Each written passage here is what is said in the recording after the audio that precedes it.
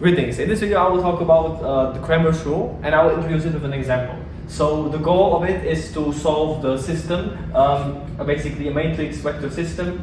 In general it's written as AX equals B, and what it means is we have a matrix of coefficients multiplied by x, which what it actually denotes is some vector with the same amount of components as there is the number of columns. That means x1, x2, and x3 are these three components, each multiplying these three columns individually, and in the end it should equal to the vector 1, 2, 3.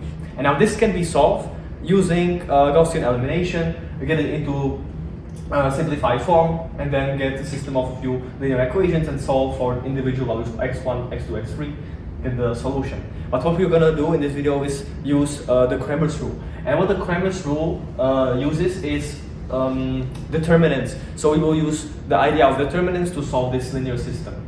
To illustrate it, it's most easy. Of course, there's proofs and concrete general ways of calculating it for n by n matrices and so on. But what we want to do is consider this concrete example with numbers and do it step by step. We're going to be using, as I said, determinants. So the basic idea is we're going to create a few determinants.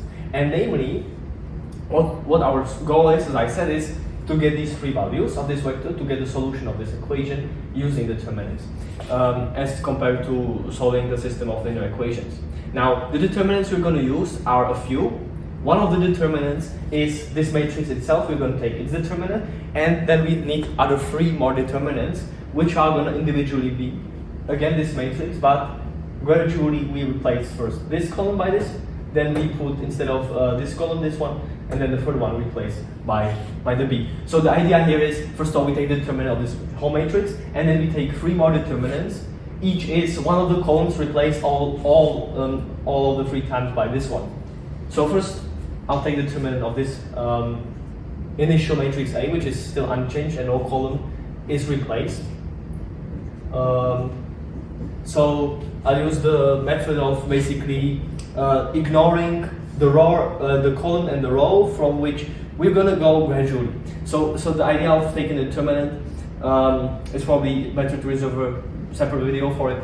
But in general, the idea is something like we hide the column, we hide the row, and take the number in which is in that column and the row, and we choose a particular row or column for this. So let's say in the most general approach, and there's no zeros anywhere here, so that doesn't really matter which row we choose, but I'll do it the way that I take this number, hide its column, hide its row, and multiply it by the determinant of this 2 by 2 remainder. Then I do minus this times the determinant of the remainder that is not in its column and not in its row, again, the determinant of this, and then again switch the signs and do plus this and the determinant of this remainder.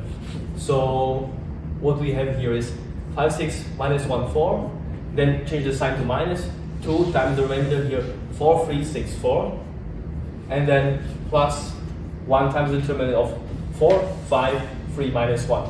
So what that gives is, now determinant of 2 by 2 matrices is basically this times this minus this times this.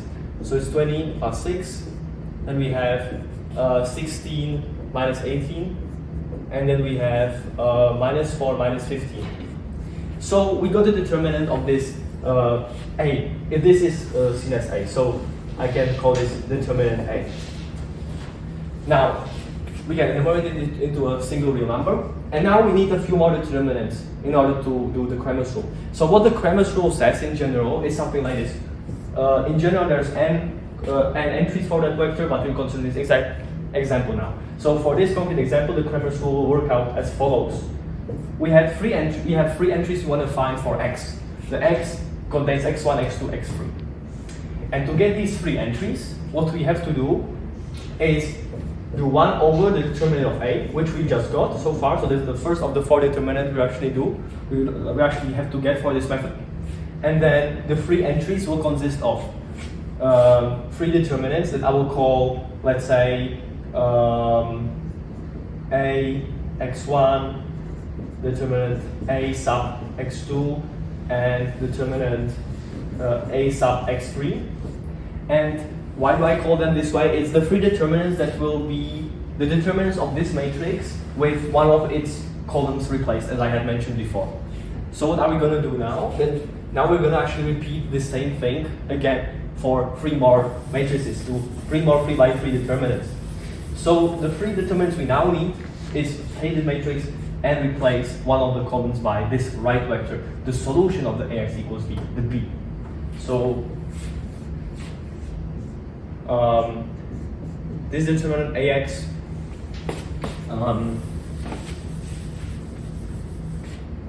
A sub x1 will be the same thing. I replace the first column by 1, 2, 3. So 1, 2, 3 is the first column, and the second 2 columns are remaining the same. So this is what we get. And again, we apply the same rule.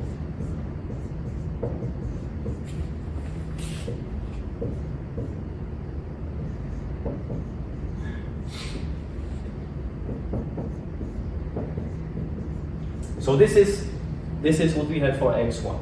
Then for A sub x2, that's going to be determined again, matrix A with the second column replaced. So that's going to be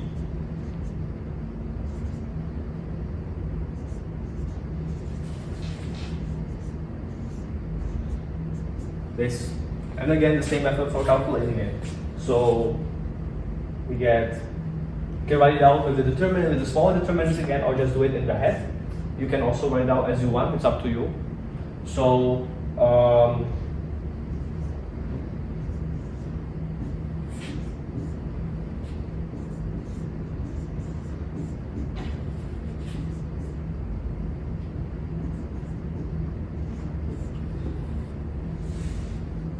okay, and the last determinant we need is going to be, namely,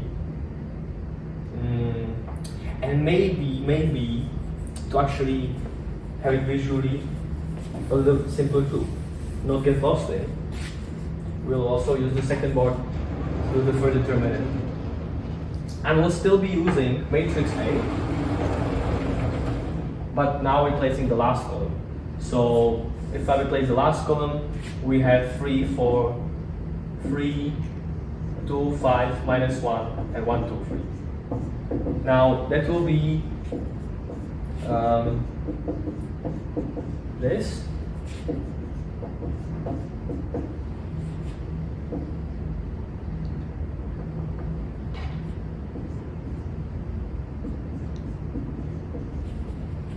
And now we can evaluate into a single number all of the 4 determinants we have.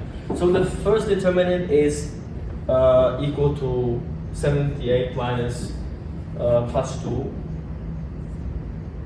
plus 4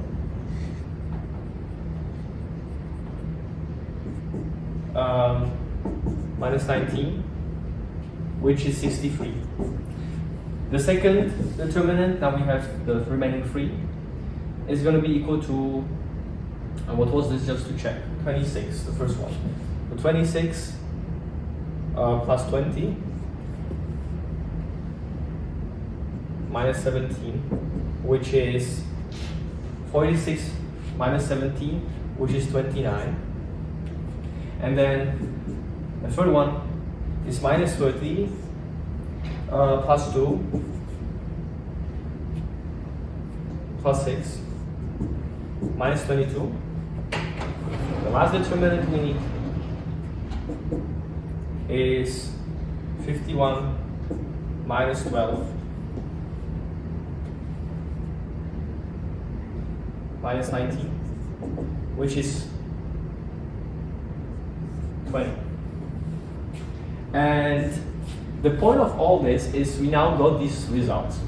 And to save space and finally get the final solution on the board again, delete a lot of stuff and save some space like that. And to finally reevaluate what we've actually been doing.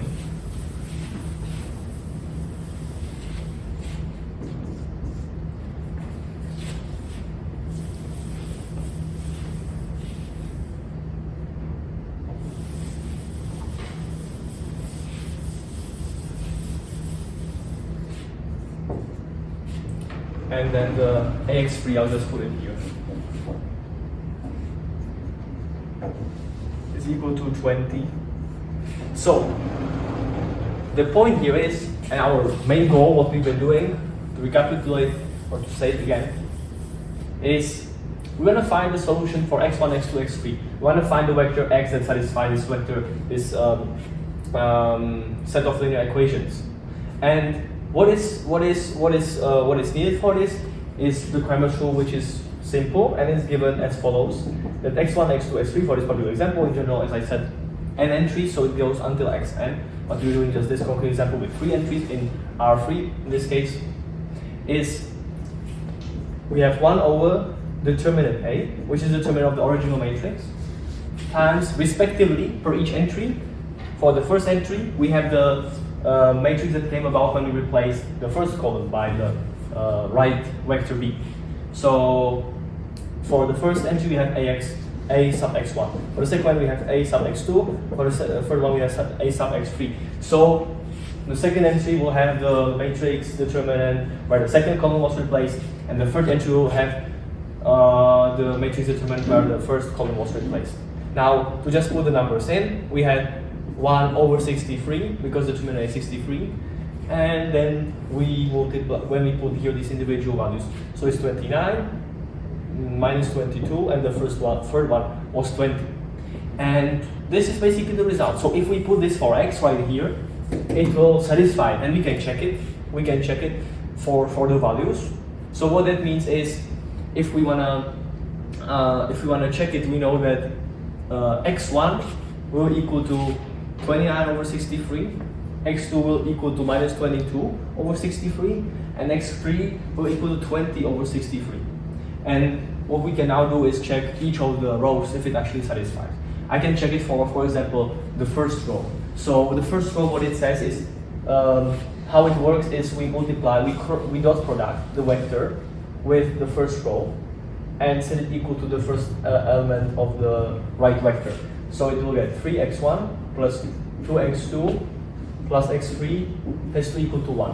And now will this work out? Well, another way to rewrite this vector, I can just put the 63 inside each of the entries here. These are the concrete values. So what we have here is I can check it. x1 is 29 over 63. I have it 3 times, so it's 3 times 29 over 63 plus 2 times x2, and x2 is minus, so now it's 2 times minus 44 over 63 plus 20 over 63. And now all of this together should give 1, which hopefully it will end up so. So we have 87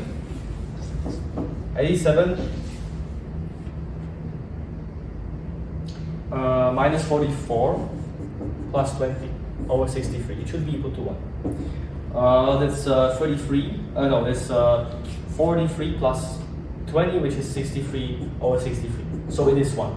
Now we can check it for the second row. It should be 2, and for the third row it should be 3.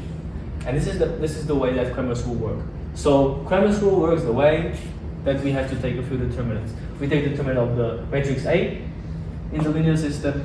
Then we take the determinant of the same matrix but with the first column, then the second column, and then for matrix has the third column replaced by this vector on the right side.